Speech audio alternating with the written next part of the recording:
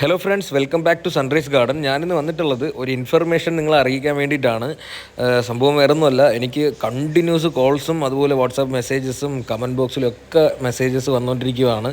അത് വേറൊന്നുമല്ല, ഞാനൊരു വീക്കായിട്ട് കഴിഞ്ഞ ഒരു വീക്ക് ഞാൻ കൊറിയേഴ്സ് ഒന്നും വിട്ടിട്ടില്ല ഇവിടെ നിന്ന്. അപ്പോൾ അത് കറക്റ്റായിട്ട് എനിക്ക് എല്ലാ കസ്റ്റമേഴ്സിനും വിളിച്ച് ഇൻഫർമേഷൻ തരാനോ അതുപോലെ തന്നെ ഒരു മെസ്സേജ് ഇടാനോ ഒന്നും പറ്റിയിട്ടില്ല.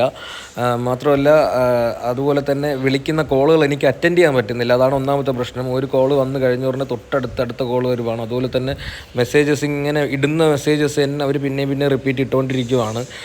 ഇത് വേറൊന്നുമല്ല, ഞാനിത് നിങ്ങളുടെ കൊറിയർ മനഃപൂർവ്വമായിട്ട് അയക്കാത്തതല്ല. 22-ാം തീയതി എൻ്റെ വൈഫ് പ്രഗ്നൻ്റ് ആയിരുന്നു. ആളെ 22-ാം തീയതി ഹോസ്പിറ്റലിൽ അഡ്മിറ്റ് ചെയ്തു. 23-ാം തീയതി ആയിരുന്നു ഡെലിവറി.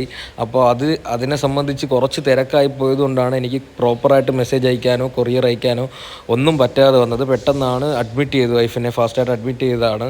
അപ്പോൾ അങ്ങനെ പറ്റിപ്പോയതാണ് ഒരാഴ്ച കൊറിയേഴ്സ് ഒന്നും വിടാൻ പറ്റാത്തത്. അപ്പോൾ അതിനുശേഷം ഈ മൺഡേ തൊട്ട് കൊറിയർ സ്റ്റാർട്ട് ചെയ്തായിരുന്നു. അപ്പോൾ ഫസ്റ്റ് ഡേ മൺഡേ കൊറിയർ വിട്ടു. ഏകദേശം ഒരു 100ഓളം കൊറിയർ ഇവിടെ നിന്ന് വിട്ടായിരുന്നു. അതിനുശേഷം പിറ്റേ ദിവസം ചൊവ്വ കൊറിയർ വിടാൻ ശ്രമിച്ചപ്പോഴാണ് മെയ് ദിനം വരുന്നത് അറിഞ്ഞത്. 1-ാം തീയതി മെയ് ദിനമാണ്. DTDC എല്ലാം അവധിയാണ്.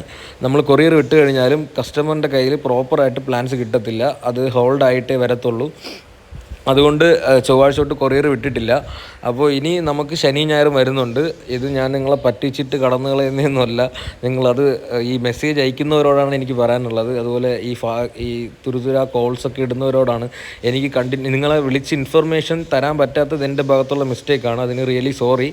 അതുപോലെ തന്നെ ഇനി വരുന്ന കൊറിയേഴ്സ് പ്രോപ്പറായിട്ട് അയച്ചു തുടങ്ങുക മൺഡേ തൊട്ടാണ്. കാരണം ഈ ഒരു 1-ാം തീയതി അവധിയാണെങ്കിലും അത് കഴിഞ്ഞ് നമ്മളിനി വ്യാഴാഴ്ച അയച്ചാലും വെള്ളി കഴിഞ്ഞ് ശനി തൊട്ട് ശനി ഞായറൊന്നും പ്രോപ്പറല്ല, DTDC ഒന്നും പ്രോപ്പറല്ല. നിങ്ങളുടെ കയ്യിൽ പ്ലാന്റ് കറക്റ്റായിട്ട് കിട്ടത്തില്ല.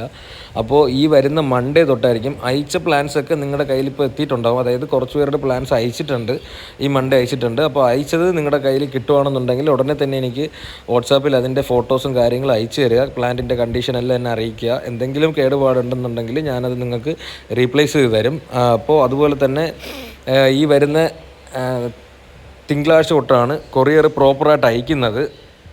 അപ്പോൾ ആരും വിഷമിക്കേണ്ട, ആരും പേടിക്കേണ്ട. നിങ്ങളുടെ പൈസയും നഷ്ടമാകത്തില്ല, അതുപോലെ തന്നെ പ്ലാന്റ് കിട്ടാതെ ഇരിക്കത്തില്ല. കൺഫേമായിട്ട് നിങ്ങളുടെ കയ്യിൽ തന്നെ കിട്ടും. അപ്പോൾ എനിക്ക് ഇങ്ങനെ ഒരു റീസൺ ഉണ്ടായതുകൊണ്ട് ഞാൻ ജസ്റ്റ് ഒരു വീഡിയോ ചാനലിൽ അപ്ലോഡ് ചെയ്തിട്ടുണ്ടായിരുന്നു ഈ ഡെലിവറി ആയ സമയത്ത്. അപ്പോൾ എല്ലാവർക്കും മനസ്സിലാവുമെന്ന് വിചാരിക്കുന്നു.